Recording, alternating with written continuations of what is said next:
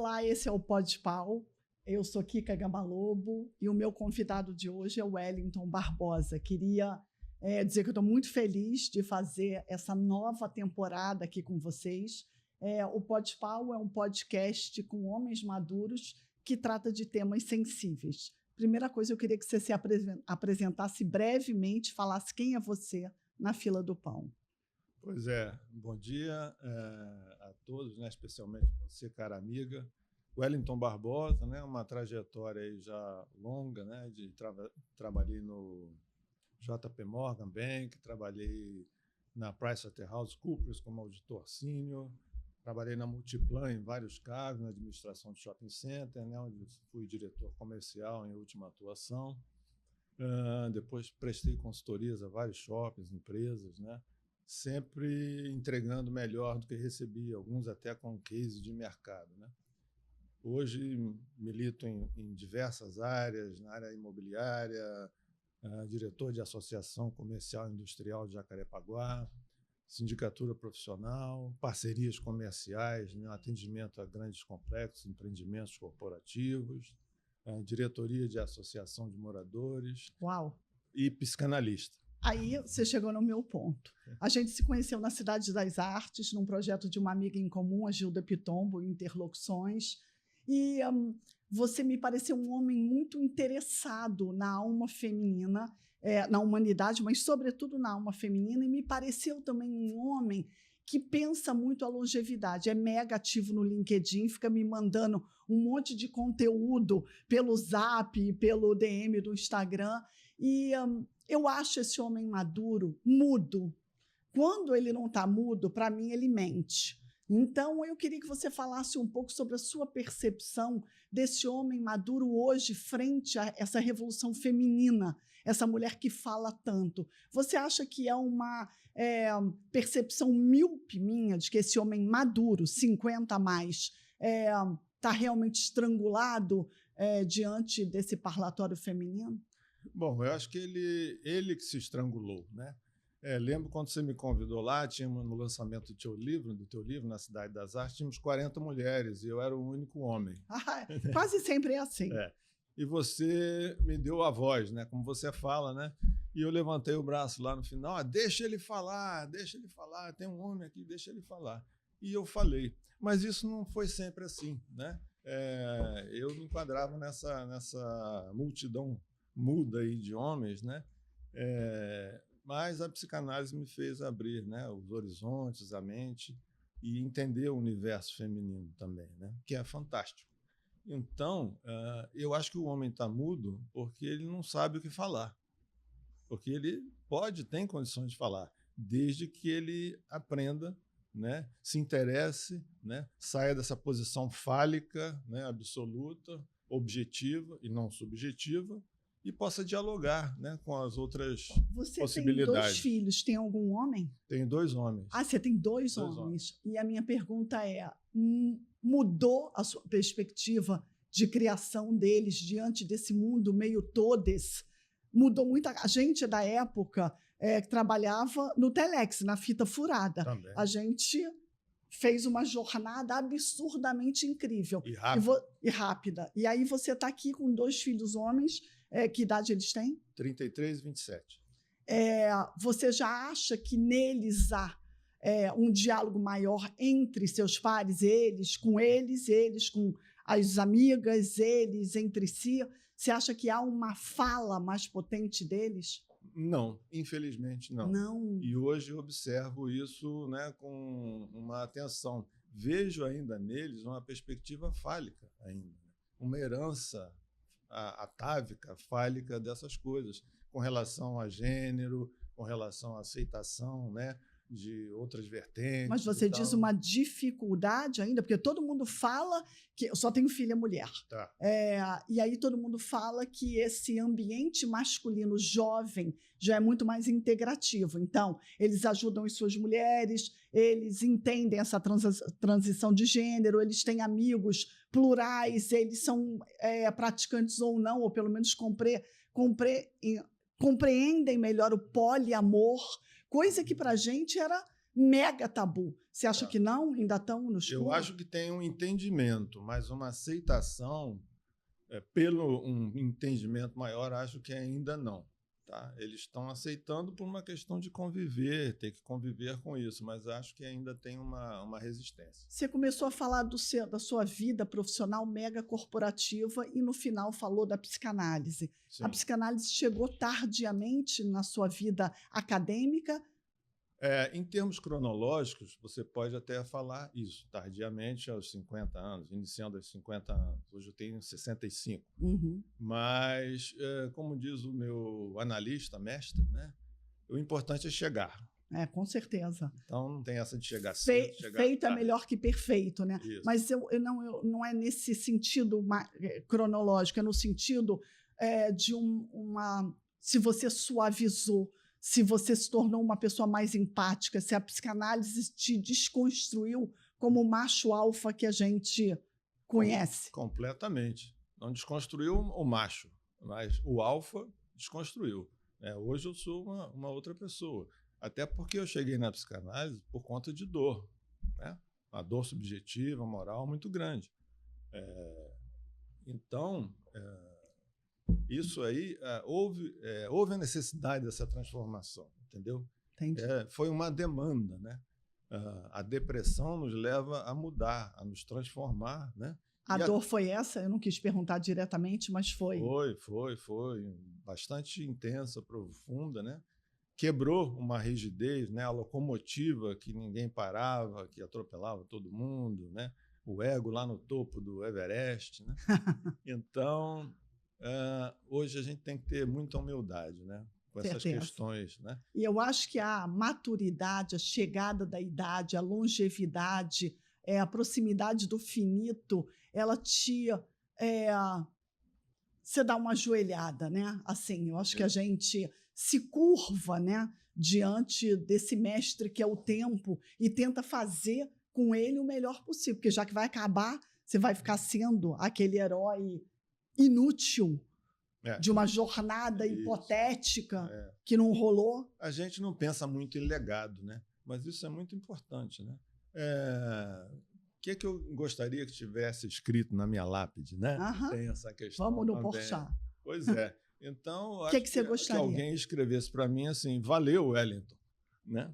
Porque aí seria um reconhecimento, claro, né, de que valeu a pena. Não seria um testemunhal, seria um legado.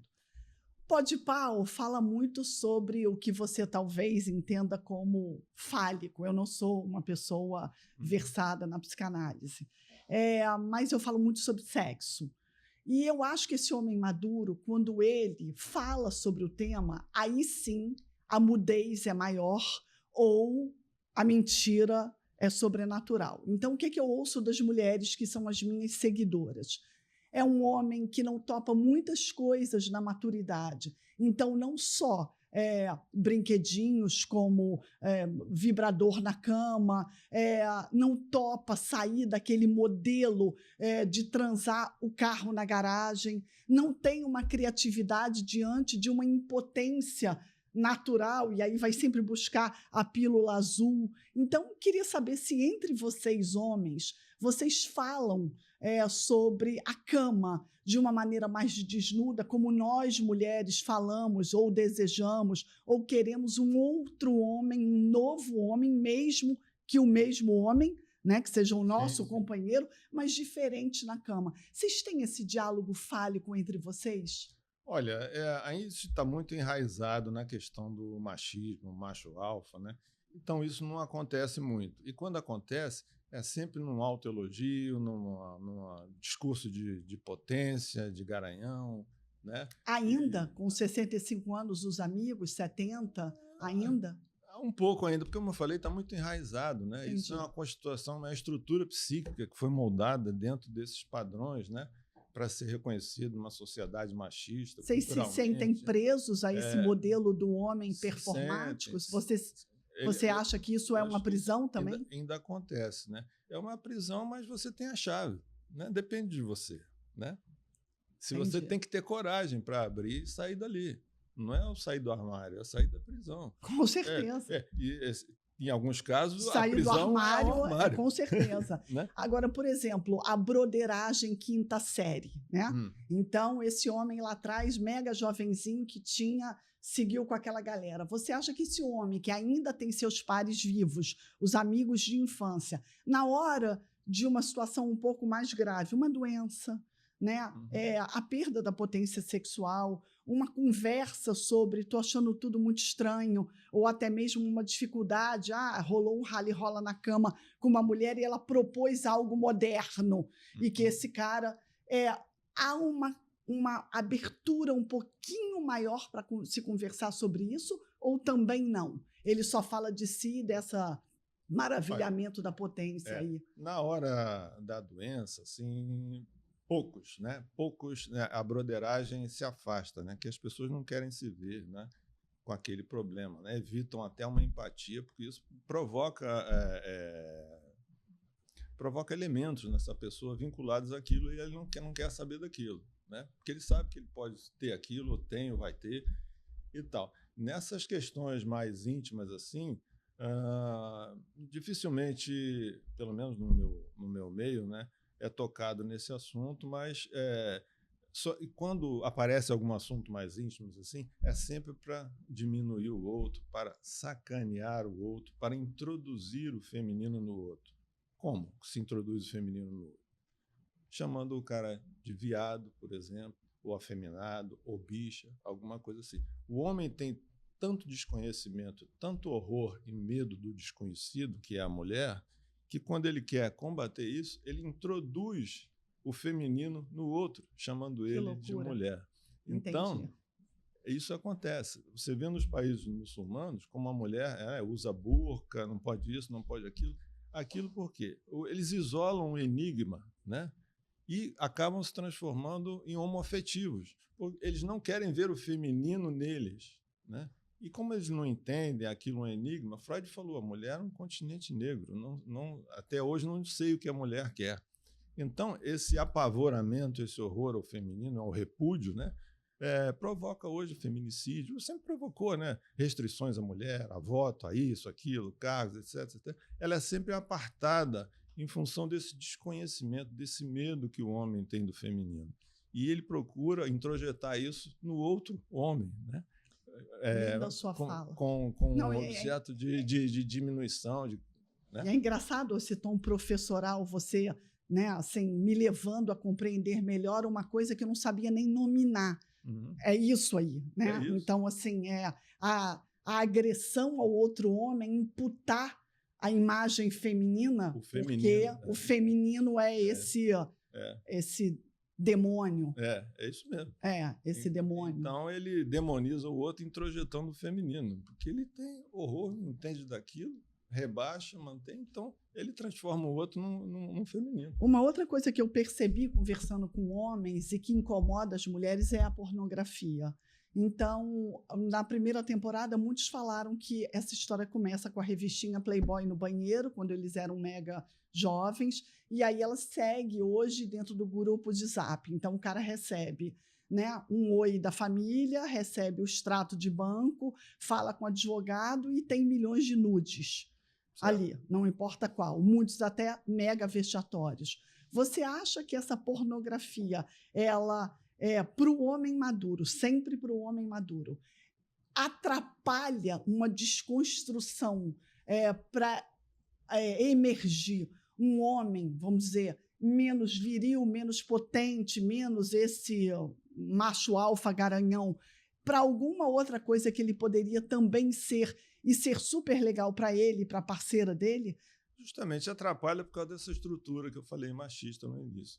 Ele não vê aquilo como uma coisa profunda, de maior possibilidade. Ele vê aquilo na superfície fálica mesmo. Mas, por exemplo, rola no seu WhatsApp, você recebe um monte de putaria? Tem isso? Não. Não tem? Não. Os seus amigos não mandam naquele grupo uma coisa estranhíssima no meio da tarde, 11 horas da manhã? Sim, mas 3 horas da tarde? A maioria é de baixo teor. Não é uma coisa interessante, né? Não, mas de baixo teor, você diz, imunda? Ou é coisa do sexo por sexo. Não, mas tem. Então você está dizendo que tem. Tem. Tem, porque para a gente não tem. Mas não tem poesia, não tem. Não, sabe, tudo bem, mas, por exemplo, a gente não tem um grupo de WhatsApp com as amigas, eu pelo menos desconheço, eu com as minhas amigas, e olha que eu sou uma mulher mais livre, que a gente mande, né, o tempo inteiro, ou pelo menos com frequência, isso. E eu, particularmente, também digo que eu não topo, não curto nude, nem mandar nem receber. Estou no meio de uma reunião, estou na feira, pinto um pau duro no meu celular. Obrigada. Acho aquilo estranhíssimo. Isso. Acho... Fora de um contexto, né? Contexto. Tem que ter uma. A minha mãe é que falava, tem que ter uma luz, entendeu? Tem que ter uma atmosfera, não pode ser assim. Não, e tem que ser sutil, porque senão aquilo bate na tua cara. E acaba, eu acho que até reforçando a rejeição. Isso. Né? Você falando, ai, não, obrigada, o que é isso, né? Interessante então, isso que você falou. Agora, nós temos que estar conscientes, né, que no nosso nível evolutivo, né, nós temos o Eros e o Thanatos, né? O Eros é a pulsão de vida e o Thanatos é a pulsão de morte, né? Então, isso tudo que está vinculado à sexualidade, não vou falar nem no sexo, isso é pulsão de vida, né? Nosso corpo é todo, principalmente da mulher, completamente erogeneizado, né? A mulher tem um gozo outro, é um gozo subjetivo. O homem não, é aquele gozo fálico, pontual, local, e ele só conhece aquilo, né? E a mulher é muito mais do que isso, tem muito mais possibilidade do que isso. Eu lembro que uma das amigas falava que quando falou para o marido, casado há 35 anos, que ia colocar o brinquedinho na cama, ele não só se achou diminuído, como ele tinha medo da penetração nele. Isso, exatamente. E aí ele falou, Deus me livre, tira esse treco daqui. E aí ela falou, gente, vamos tentar. E essa opção do anal nunca nem foi conversada. Ela falou, nunca nem pensei nisso. Isso. Então, assim, ele é que gritou e pulou. Então, é isso que você fala, né? Isso, porque isso está lá, né, recalcado, enterrado e mantido ali com um gasto de energia psíquica absurdo. E quando isso tenta emergir, é o horror, né? Mas presta atenção nisso, né? Queria falar um pouco sobre não é não. Então, esse novo momento em que nada pode, você veio lá de trás, o homem que deve ter cantado horrores às mulheres, no bom sentido, né? O cara que, de repente, se relacionou com N mulheres, até de uma forma, vamos dizer, lá atrás, um pouco sem um tato. E hoje, falta de conhecimento de causa, né? Que a maioria dos homens... E hoje, nada pode. Então, com relação ao que você vê dessa juventude através dos seus filhos, dos seus amigos, sobrinhos, filhos, netos de amigos, você sente que esse novo homem segurou essa pulsão que ele tem? Segurou ou não? Nós somos bipolares, né? Nós costumamos andar nas pontas. Então, com a evolução da sociedade, coisas que não eram permitidas passaram a ser permitidas. Mas o que acontece? Como a gente trafega nas bordas, nos polos, a gente não tem o caminho do meio. Então, você passa diretamente a exigir ou praticar uma coisa que não era permitida muito agressivamente, muito falicamente. Então, isso tem que ser contido. Por isso que nós temos as leis, as coisas, não pode isso, não pode aquilo, né? Porque senão uma invasão, arrebenta uma represa, né, que estava contida aí há sei lá quantos séculos, né, e querem resolver tudo no mesmo momento. E não é assim. Tem que ser uma coisa dosada, né? Sim. E o final da pergunta, por favor? Não, se você vê nesse mundo mais jovem, perto de você, isso causa esse novo behavior, um comportamento diferente. Sim, vejo, assim, já fui a festas de adolescentes ou coisas jovens, não tem mais aquela música lenta que dança junto, né? São grupos de meninos, grupos de meninas separados, e às vezes se conversando no celular, né? Tem esse horror também. Tem esse horror também. E esse não pode isso, não pode aquilo, né? Isso, a mulher se apropriou disso também para se posicionar, né? Para não ser invadida por esse rompimento de barragem, né? Sim. Então, hoje você tem o vagão cor-de-rosa, você tem aquelas coisas, mas isso são contenções ao quê? A barbárie. Com certeza. Isso é muito ruim, né? O que não tem esse ponto de inflexão, né? Ou arrebenta ou não arrebenta. Falou bem, falou bem. Queria voltar ao tema ou pelo menos entrar no tema do envelhecimento, né? E aí queria falar pelo viés, né, desse medo, dessas doenças degenerativas, sobretudo o Alzheimer, a demência, né, e todas essas questões do cognitivo, né? Como psicanalista e, ao mesmo tempo, 65 anos, a gente sabe que temos uma data de validade. Como é que você se protege disso? Faz exames periódicos, é um cara preocupado com esse cognitivo, já faz algumas coisas ligadas à flexibilidade do cérebro, teme esse momento? Ou não pensa? Hoje não, assim, eu penso, mas não, assim, não fico refém disso, né? Sim. Eu gosto muito de ler, gosto de me manter em atividade, né, em diversas áreas, né? Isso ajuda muito o cognitivo, a gente procura fazer um check-up básico anual, mas não é mais um fluxo, né? A vida é um fluxo, né? Essa preocupação, essa preocupação mesmo, ou ocupação, né? Tem que atender esse fluxo para você não ser negligente, né? Nós estamos sob uma lei de conservação, né? Nós temos que nos conservar para continuar vivendo, né? E qualquer descaso para com esse aparelho, né, que a gente opera aqui, seria no mínimo injusto, porque é uma máquina fantástica, né? Verdade. E quanto mais você mantiver, né, essa máquina funcionando bem, né, a gente às vezes cuida melhor do carro do que da gente mesmo, né? A gente não bota gasolina ruim no carro, mas bota na gente. A gente come tanta porcaria, tanta coisa, o nosso carro é mais bem tratado do que a gente, o que é um absurdo, né? Então, não me preocupo com isso, lógico. Vou tentar me manter sempre, mas isso não é uma paranoia para mim, nada disso não. E o externo, né? Hoje, também vendo aí os procedimentos estéticos, não tem mais homem careca, porque o implante, você anda no Rio de Janeiro, parece farmácia, tem uma loja do lado da outra, como tem a loja do implante dentário, como tem a catarata feita no cara que hoje tem 60 anos e não 80, como você tem o Ozempic, o Mounjaro, aí todo mundo é magro. Você se vale vamos dizer, dessas soluções? Olha, eu diria que não, além da questão da naturalidade do corpo. Agora, a mídia, né, e todas as empresas, etc., para ganhar dinheiro, né, inflaram o narciso que existe dentro de nós a tal ponto que isso arrebentou também essa represa, né?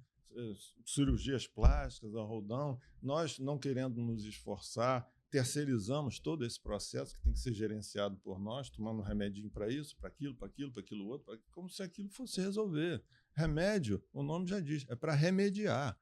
Isso é para você ter condições de fazer a sua parte, né? Enquanto você está sem aquela condição. Depois você tem que abandonar aquilo, né? E os grandes laboratórios querem vender mais. Então, as pessoas são capturadas por esse narcisismo absoluto, né?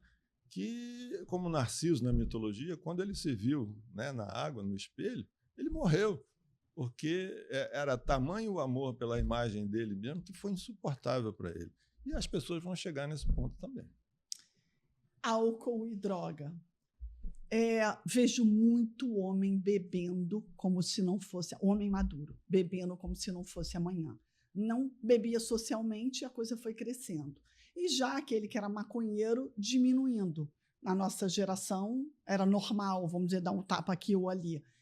Mas eu sinto uma troca. Você vê entre os seus pares a bebida... Aí também queria te perguntar, que você falou do remedinho, desse apoio psicológico para acordar, dormir, ficar feliz. Essas drogas, não sei se o nome é da serotonina, mas sendo usadas indiscriminadamente? Sim, altamente, né? Indiscriminadamente. Nós não queremos fazer o esforço da cura. Toda cura é uma autocura, mas isso dá trabalho. Não digo nem que é difícil, mas dá trabalho. A gente não quer ter esse trabalho, a gente procrastina. Então, qualquer oferta de resolução imediata, sem dor, a gente aceita. Hoje o mertiolate não arde mais. O xarope não pede mais na garganta. Tem sabor, morango, blá, blá, blá. Então a gente não quer sentir dor. É verdade. E o que mais dói é o melhor, porque antigamente era o que funcionava. Sim. Então, eu vejo a questão da bebida aumenta. As mulheres estão bebendo um absurdo, já são 30% do consumo de cerveja já é feminino, né? Porque ela também quer se empoderar, né? E está sendo enganada pela essa falsa sensação de querer ser igual a um homem. Verdadeiros brutamontes, né? Através de drogas se bombam, etc. Tem até um nome de uma empresa que agora que é uma academia que é Fábrica de Monstros, o nome da academia. Então, você vê... É o anti-marketing, mas... que loucura. O nome é Fábrica de Monstros? Então, como a mulher, né, nesse não saber o que querer, e o homem não entender, ela não ser entendida pelo homem, ela também se dirige a outra mulher, que tem uma capacidade maior, por ter as mesmas questões, de entendê-la, né?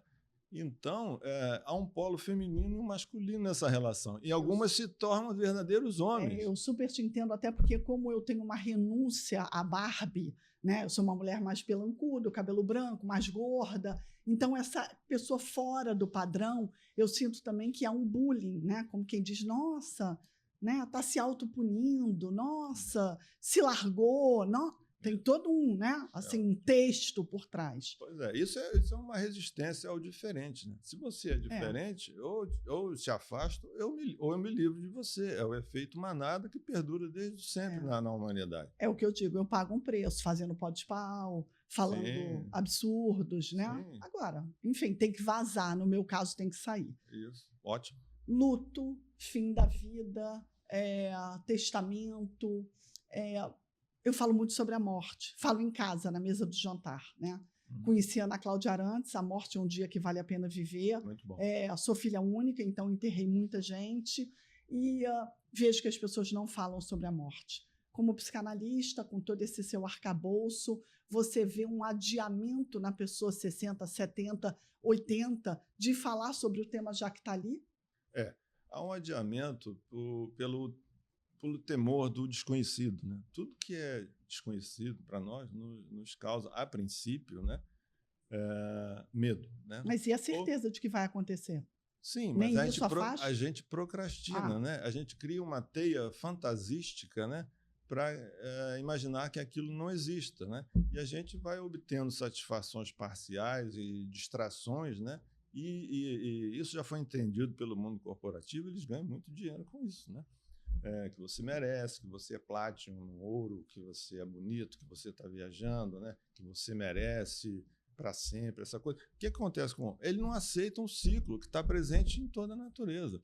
Eu sou um cara, por conta das minhas necessidades e as minhas dores, eu mergulhei em vários estudos e me considero um cara espiritualizado. Então, isso hoje não me... Porque eu entendi o processo. Já fez seu testamento? Eu não preciso de testamento. Entendi, mas isso nunca... seria uma questão burocrática para facilitar a vida das pessoas. Né? Mas você não acha que é um ato de amor deixar a senha, o nome do telefone do advogado? Isso tem como você quer ser enterrado ou cremado? Não, isso é perfeitamente compreensível. Eu tenho lá um livrinho com as senhas. Inclusive, eu tenho um discurso para ser lido no meu dia. Que lindo, adoro isso. Não é despedida, aquele silício, chorado, não. Assim, é um agradecimento na maioria das questões. Está lá. Em caso de morte, está lá. Né? E nessa via espiritualista, né, eu faço também palestras sobre isso. Isso hoje não me incomoda, porque medo, eu associei isso à falta de fé. Em qualquer vertente que ela se apresente, né? Eu ia falar do perdão, que é algo que é palavra bonita, né? E todo mundo diz que pratica ou tenta, né? E eu recentemente perdoei uma pessoa integralmente, que eu tinha um nó. E foi tão maravilhoso para mim, e acho que para o entorno da situação, mas veio... A ideia do perdão veio de uma coisa muito ruim que eu tive que largar. Praticar o perdão sobre a luz da psicanálise ou diante da maturidade, como faz?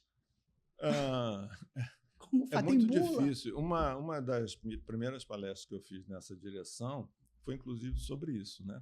Porque enquanto você mantiver aquela questão pendente, com mágoa, ressentimento, não entendendo que o outro é uma pessoa que tem tão ou mais dificuldade de você, que talvez se você estivesse no lugar do outro, você faria a mesma coisa, né? E dei uma palestra anteontem sobre perdoar o inimigo, né? O que acontece quando você perdoa o inimigo? Você só passa a ter amigos, né? E não precisa se preocupar mais com isso. Então, lidar com essa coisa, entender a dificuldade do outro, porque o teu inimigo, ele é um consultor grátis, que ele está mostrando para você onde você precisa melhorar. Porque se você se incomoda com aquilo, é aquilo que você também tem, senão você não estaria próximo dele, porque o universo funciona por afinidade. Então, por isso Jesus falou, amai os seus inimigos. Que imagine se todo mundo fosse amigo. O mundo seria outro, né? Mas, volto a falar, isso exige um esforço pessoal, né? Você superar aquela questão egóica e tudo, isso dá trabalho. A gente não quer dar trabalho, né? Você fala, perdoei, mas não quero ver nunca mais na minha frente, né? Perdoou nada. Você tem que se auto-perdoar. Não, é verdade. Para começar a perdoar... Então, eu acho que eu fiz direito, porque eu perdoei e ainda trouxe a pessoa para o círculo, né? Então, e realmente não me incomoda. Houve uma mágica. Esse perdão operou uma mágica, como se, de repente, todas aquelas neuroses que eu tinha tivessem se dissolvido. Tá, mas isso requer manutenção também, tá? Porque pode ter ficado um resíduozinho lá que você recalcou, né? Que vai aparecer para que você veja se você perdoou realmente. Mas eu tenho uma fila, uma lista de tanta coisa para fazer antes, que eu espero que... Não, né? Se você se perdoar, vai ficar mais fácil, vai no atacado. Inteligência artificial e blogueiragem. Você é um cara das redes, você está sempre ali no LinkedIn, que é a sua rede, eu vejo, né? Mas pouco, viu? Jura? Pouco. Eu vejo, você me manda um monte de coisa. Mando, assim, mas não sou obcecado por isso. Sim. A inteligência artificial, essa coisa louca que...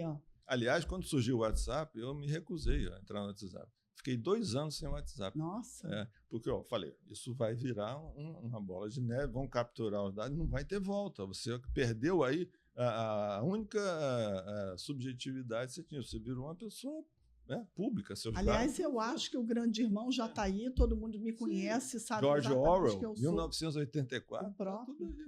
E vai muito além, mas vou deixar você falar da inteligência aí, que eu posso pontuar. Essa coisa, né, do mundo Alexa, né, que agora parece que você...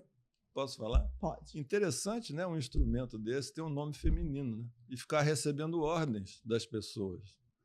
Alexa, isso? Alexa. Por que não chama Alex? Né? Por que chama Alexa? Olha o machismo aí presente. Nunca tinha sido. Construiu mais como é que é? Um triplex de neurose na minha cabeça. Pois é, e sempre demandando da mulher, né? E é o que acontece desde sempre. Alexa isso, Alexa aquilo. É um serviçal feminino. Nunca tinha pensado por aí. Pois é. Gente, até me descontrolei aqui. Mas a pergunta é, essa inteligência artificial na sua vida, você usa o ChatGPT? Você, com a Alexa, já pede já faz demandas a ela? Você acha que essa virtualização do cotidiano é uma coisa que te interessa e já está inserida no seu dia a dia? Eu me considero um cara conservador agressivo, se é que existe essa coisa, né? Eu não uso chat, GPT. A outra ferramenta que você falou... Alexa, não tenho, não uso. Acho um absurdo. Estão dando isso para idosos, quer dizer, estão terminando com a possível cognição que o idoso devia praticar, na medida que ele só pede, não pensa, né? Que isso elimina um esforço também. E meus trabalhos, todos eu produzo, sento ali, escrito, não copio nada, né? Inclusive para manter essa cognição funcionando. Escreve à mão? Eu não gosto de prato feito. Escreve à mão? O prato feito, escrevo. Escrevo também. Escrevo para manter. Eu acho que o prato feito, né, existe para você não ler o cardápio, né? E tudo que a gente precisa ler é o cardápio. A gente está na época do inteligência artificial, é o prato feito. Ou seja, você não precisa pensar, você come aquilo todo dia, não questiona, é rápido, sacia a sua fome, mas é sempre a mesma coisa. Mas eu acho que nesse caso seremos atropelados. Parece que o negócio já está na pauta do dia. Ok, mas você vai se conservar conservador e vai fazer uma militância anti Elon Musk. onde eu não posso resistir a esse avassalamento da inteligência artificial, eu não vou. Não é questão não é de resistir, é não adotar. Tá? Sim. Tem coisas que não dá. Uma postura mais serena até. Sim, é mais além disso. Nós somos os escravos modernos. Você vê que o homem criou o computador para facilitar suas tarefas. Ok, mas o que você faz com o tempo livre? Fica rendido para uma inteligência artificial, para TikToks, para N coisas que vem no teu celular o dia inteiro? Isso é péssimo, as pessoas não estão lendo. Mas muita gente monetiza hoje, né? Sim, essa nos monetiza. Né? Enfim, o que for. Então, eu digo que o homem criou o computador à sua imagem e semelhança, né? E botou ali, é o escravo moderno. Só que nós viramos outros escravos também dessa tecnologia, né? E no futuro isso vai complicar. Wellington, a gente está chegando ao fim do nosso Podpau e eu queria fazer algumas perguntas mais pessoais. Então, livro que você recomenda, podcast que você ouve, se é que ouve, né? Alguma série para indicar? Você tem aí alguma coisa que você queira compartilhar com os nossos espectadores? Olha, pouquíssimas séries eu acompanhei, tá? Pouquíssimas, né? Eu prefiro ver um filme de ponta a ponta, né? Tá ali absorvido. E a série é outra maneira de manter você vinculada a essa inteligência que está por trás disso. Né? Já vi que você é um rebelde. Não quer nada, não aceita nada, não vai se dobrar nada. Não, tem coisas que a gente, se não fizer, não vive. Né? Livro, agora, no momento, eu estou lendo O Inconsciente Negro, né? Que é um impacto, né, psíquico que a humanidade, né, promoveu no negro, né, através da sua escravização. Né?